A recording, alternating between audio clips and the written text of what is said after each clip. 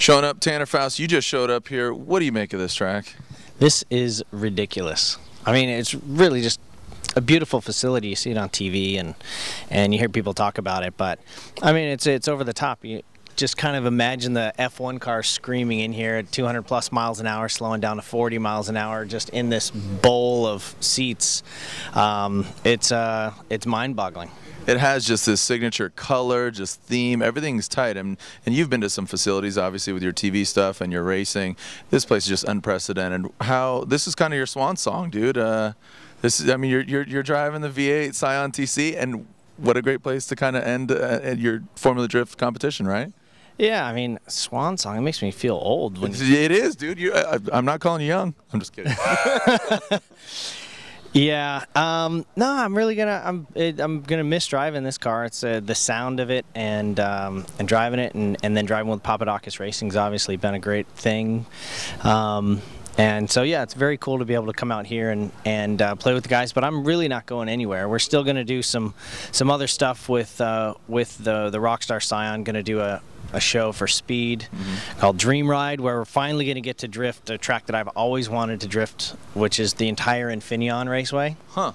Yeah, that's going to be all over those blind crests and with a passenger kind of screaming and stuff, so that'll be cool.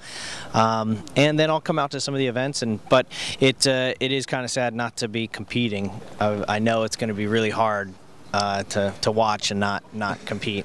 And that wasn't meant to make you feel old, for one. That wasn't meant to make you feel sad or bummed. This was just, we're calling it what it is. This is essentially your last competition in that vehicle, and it is. What a testimony to all the great vehicles and the basically diversity of vehicles, though. Even here, I mean, we only have 9 cars here, but you see we have a Z, a Supra, your Scion, we have a Solstice.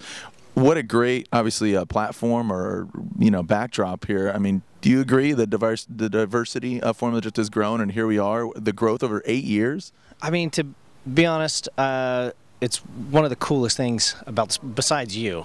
I mean, it's the diversity. Thanks for the stroke. Yeah, it's one of the coolest things about the sport, because when you show up on the line and you're in my car rumbling up in this bizarre Scion, and then you've got Saturn Sky, and you've got just crazy behemoths lined up, and it has to probably be one of the most diverse lineups of any starting grid in the world. And my 350Z from a few years ago that shipped over to Norway is actually coming back this year, and I think it's going to be an eye-opener for to see the difference in what could be a successful car back in the day to really what is almost required out of a car now to be successful. But this is going to be a big show. It's going to be cool, and I think when you look on the internet and you see YouTube videos, people here love cars. A lot of them have the means to have some of the most incredible cars on the planet, but nothing like these drift cars. So I have a feeling we're all going to sell our machines tomorrow. And you talk about required in competition, and we talk about competition here, the vehicles, the caliber. You've been with Formula Drift from day one? Yeah, day one, yeah, or day 2, year 2, right?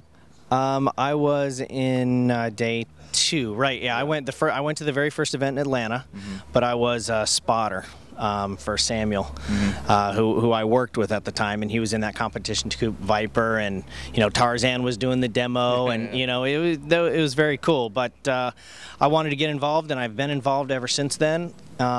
Really, I had been a road racer before, but I've really been labeled a drifter, from then on, and been kind of proud to carry that, and go to Race of Champions and like take down Michael Schumacher as the American drifter. Boom. Yeah, that kind of stuff is fun. But now we're in Schumacher's backyard, and this is so it's pretty cool, full circle. Well, I don't know if you know this, but they had V8 supercars, Australian V8 supercars last weekend. Hawk came out, they built a V8 skateboard car, they did a great event here, right?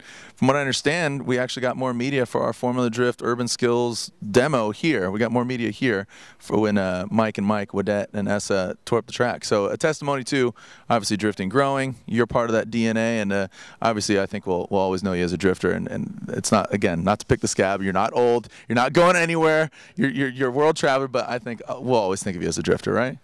Yeah, absolutely. I've been really proud to be a part of the sport, and I'll stay a part of it. Yeah.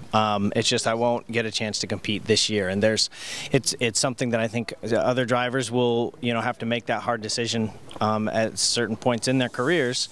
But it's a great thing, and I'm glad to be here with my drift suit and drift car and ready to get sideways. Yeah, it's sick. Phenomenal track. Tanner Foust, you're just a busy guy. I think he's got to go somewhere right now. He's got to go film a show or drive something else. But yeah, just an unreal backdrop, and obviously some phenomenal drivers. Tanner Foust, two-time Formula Drift champion himself, here at Yas Marina Circuit.